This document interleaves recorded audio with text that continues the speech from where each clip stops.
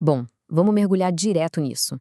Sejam todos muito bem-vindos a mais um estudo detalhado nosso, onde hoje a gente vai explorar uma das buscas espirituais mais antigas e fascinantes da história. Nós vamos destrinchar juntos as ideias do capítulo 24 do livro Justiça Divina. E olha, para quem já conhece, sabe o peso que isso tem. É uma obra ditada pelo Espírito Emmanuel ao médium Chico Xavier. O Emmanuel tem aquela clareza cirúrgica, sabe? Uma capacidade incrível de pegar mais alta filosofia cósmica e traduzir para o nosso dia a dia, juntando a espiritualidade e a ciência de um jeito que faz todo sentido. Hoje a gente vai ver como a nossa ideia de vida após a morte evoluiu ao longo dos milênios e, o mais importante, o que isso significa para a nossa jornada hoje. É uma reflexão que realmente mexe com a gente e que pode mudar completamente o jeito que nós enxergamos o nosso próprio destino. Para a gente começar a entrar no clima, dá uma olhada nessa obra aí, A Paisagem de Colinas, do Edgar Degas. Nós somos quase que imediatamente capturados por essa sensação de vastidão, não é mesmo? É um horizonte etéreo que parece inatingível e que meio que convida a gente para o silêncio. A humanidade passa milênios olhando para paisagens exatamente assim. Seja olhando para o topo das montanhas mais altas ou para aquela imensidão de um céu estrelado, a gente faz isso com uma saudade profunda de algo que, muitas vezes, não dá nem para explicar em palavras. É literalmente a imagem perfeita dessa nossa busca incessante por um lar espiritual, um lugarzinho de paz. E toda essa contemplação que atravessa eras e continente acaba levando a gente de forma inexorável para uma única pergunta. Uma pergunta que ecoa pelo tempo e que sinceramente assombra filósofos, cientistas e teólogos desde que o mundo é mundo. Afinal de contas, o que é exatamente o céu? Durante muito tempo, a resposta para essa simples pergunta determinou como sociedades inteiras viveram, como as nações guerrearam, o que elas temeram e como morreram. Mas será que a resposta que a gente recebeu como herança do passado ainda faz algum sentido diante da magnitude do universo que a gente conhece hoje? Bom, vamos entender isso melhor na nossa primeira parte, a jornada pelo céu. O capítulo 24 de Justiça Divina convida a gente para fazer uma verdadeira viagem no tempo, uma jornada antropológica mesmo. O autor lembra, com muita compaixão, que a nossa viagem até aqui tem sido super longa e muitas vezes bem aflitiva. Pensa só, nós passamos por uma viagem multimilenária, vida após vida, caindo e levantando através da reencarnação, só para a humanidade conseguir começar a arranhar o conceito de céu. Não foi da noite para o dia, a gente teve que amadurecer coletivamente. Historicamente, as civilizações antigas projetavam as suas próprias necessidades e os seus valores culturais locais na ideia de vida após a morte. Na China antiga, por exemplo, onde a família era a base de tudo, o céu era visto como uma integração absoluta e pacífica com os antepassados. Já na Índia bramânica, que era fortemente hierarquizada, o paraíso era uma condição privilegiada só para alguns eleitos, vivendo lá na pureza intocável do topo das montanhas. Se a gente for para o Egito Antigo, a glória espiritual era ter intimidade com deuses que cá entre nós muitas vezes eram vistos como cruéis e até exigiam sacrifícios. E na Grécia Antiga, o céu era basicamente a felicidade suprema no trono das honrarias de casa.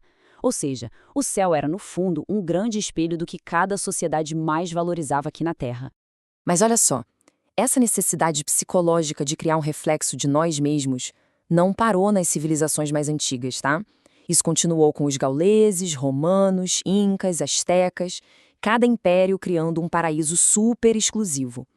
O que realmente choca na nossa reflexão de hoje é perceber que essa mesma lógica de projeção continuou enraizada nas nossas próprias construções teológicas recentes.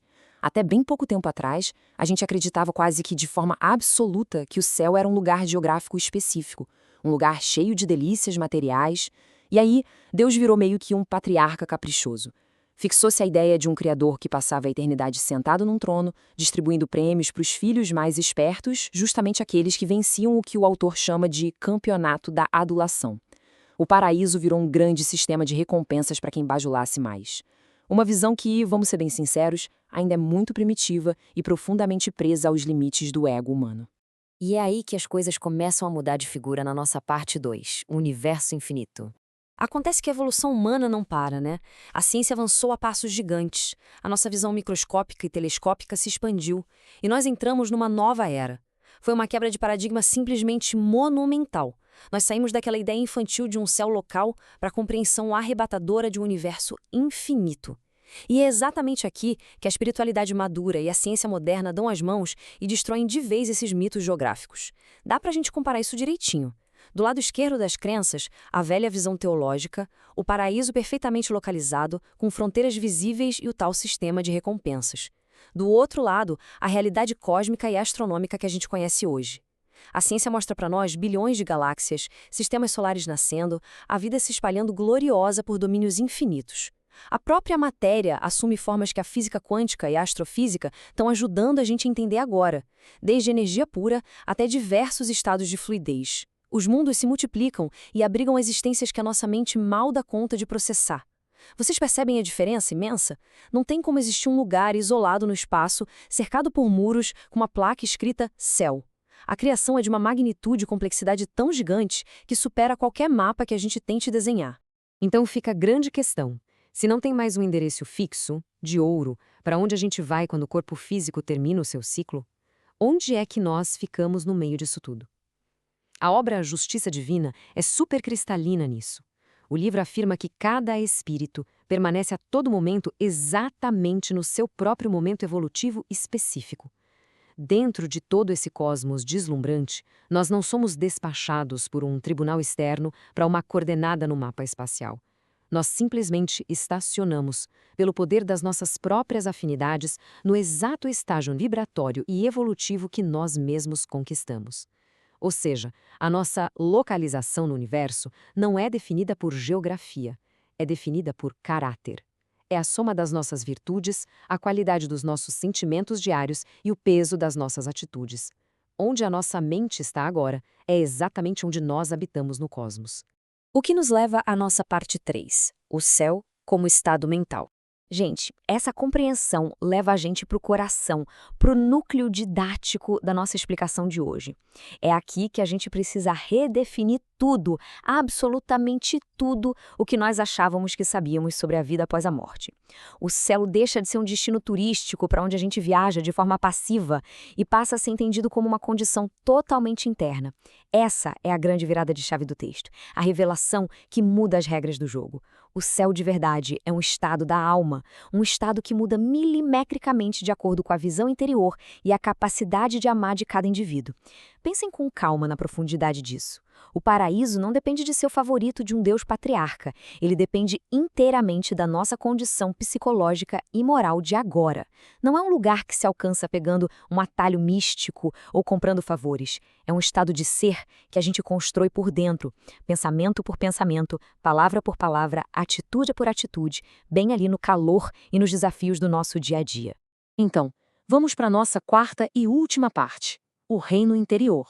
Para a gente ancorar de vez essa revelação transformadora, nós precisamos recorrer à sabedoria daqueles pioneiros que entenderam tudo isso muito antes de termos telescópios para confirmar a vastidão do espaço. O Allan Kardec, por exemplo, no livro O Céu e o Inferno, que inclusive é a base estrutural dessa nossa reflexão e justiça divina, faz aquela pergunta de ouro: nessa imensidade limitada, onde é que está o céu? E a resposta que ele traz é maravilhosamente expansiva. Ele diz que está em toda parte. Nenhum contorno especial traça limites. Os mundos superiores são as últimas estações do seu caminho, que as virtudes franqueiam e os vícios interditam. Olha que ponte perfeita. Ele une a vastidão indescritível do universo com a nossa responsabilidade moral inegociável. A porta do infinito não abre bajulando o Criador, mas sim com o nosso próprio esforço contínuo e silencioso de cultivarmos as nossas virtudes. E, logicamente, tudo isso conecta a gente de forma direta com o ensinamento mais antigo e puramente psicológico da nossa história espiritual.